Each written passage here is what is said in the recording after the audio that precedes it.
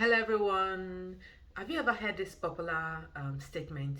No one can question God. People go through storms, people go through difficult situations, people go through, they just accept it. You talk to someone who's been bereaved or someone who's lost a job or some kind of thing, and they tell you, oh, I can't question God now, I can't question God, so I just accept whatever that comes my way. I am here to challenge that. So that statement, no one can question God, I believe it means no one can challenge God, or no one should challenge God. That statement is no one should question God, right? Not no one can, because you can, but it's saying no one should question God. But I'm here to tell you that statement probably means no one should challenge God. You can't challenge your creator. There's no way you can challenge. Like, what do you even know to challenge him? So, but I know that you can question God. He is not a mean God. He's not a God who doesn't care, who is not even emotional, who doesn't care about a situation. He's not a God who doesn't want to answer a question. He's not a God who doesn't want to clarify. Imagine a father and son relationship, and the father, is in the home like a military man. He gives all the orders and commands, and the child can ask him question, the wife can ask him question. That's not God. That's not God. That's a picture we paint of him every time we say no one should question God. No, it means no one should challenge him. Challenging is different from questioning. If there are things you need to clarify, if there are questions you need to ask, you can ask him questions, because that's what a relationship. I don't understand this. And why is this? For instance, God is asking you to take the route to the north, and you're headed north, and something doesn't seem right on the way, and you're sure, Baba, Papa, you asked me to take rights. What is happening? You asking questions. You asking questions. You asked me to take right. I'm taking right. What are these obstacles? Because we always feel, since God has asked me to go right, or since God has asked me to head to the north, it means that the road is clear. So when we bump on in his eyes, the road is clear because he's there. But when we come to obstacles, we need to ask questions. Anyway, I just want to read this for you. This is interaction between Moses and God, so that you know that you can ask questions. In this relationship with God, you can ask him questions, but you should not challenge his authority. You shouldn't challenge his authority, but you can ask question of clarification. Let me read this Exodus chapter 5. Exodus chapter 5, 22. Exodus chapter 5, 22. And it says that Moses turned to the Lord again and said, Lord, why do you mistreat your people? That's a question. Why did you send me here?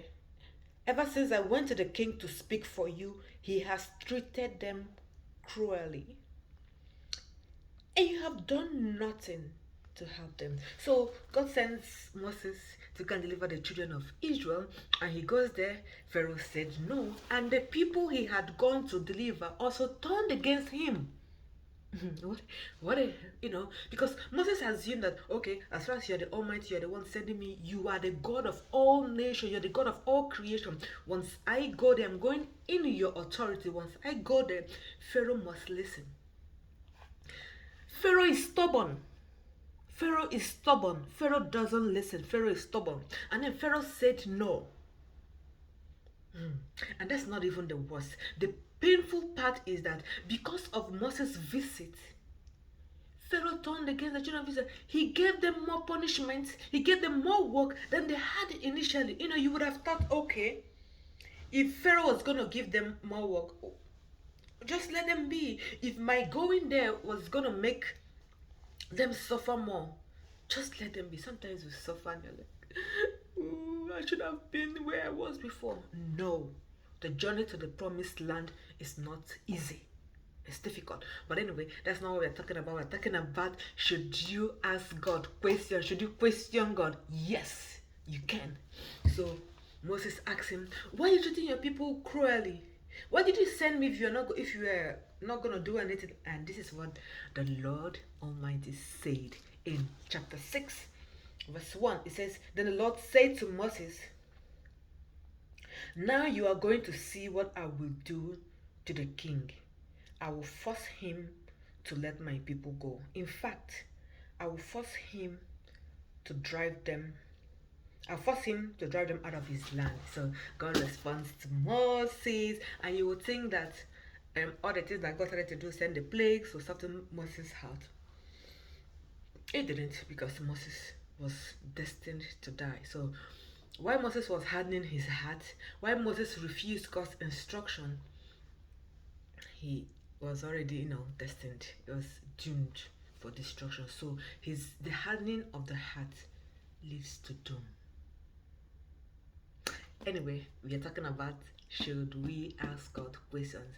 Do you remember the conversation between Abraham and Isaac, where God has asked Abraham to sacrifice Isaac, and Isaac is saying, "Daddy, I see the wood, I see the fire, but I don't see the sacrifice." And he says, "Don't worry about it. The Lord will provide." There's no way you're in a relationship with your father and you cannot ask him questions. Ask him questions. I ask him questions. I mean, it feels weird if you're not in that relationship with him. It feels like you're talking to yourself, but you get to start to feel his presence, and then have a conversation with him. If you still think you can't ask him, you shouldn't ask him questions.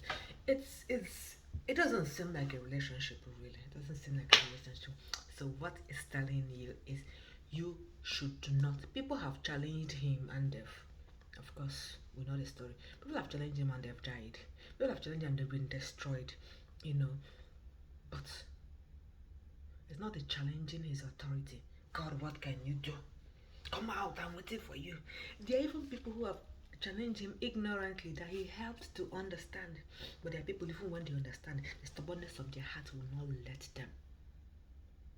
So, if there are questions you have, ask God questions. Ask him. He said, "I'm always here to answer you." I love the scriptures, Google it. "I'm always here to answer you, but you have not prayed. You haven't come to me. You haven't asked me." So let me tell you, when something happens to you and you don't ask for clarification, that thing is bound to happen again. So you need to ask for clarification. You need to get the next instruction to move ahead.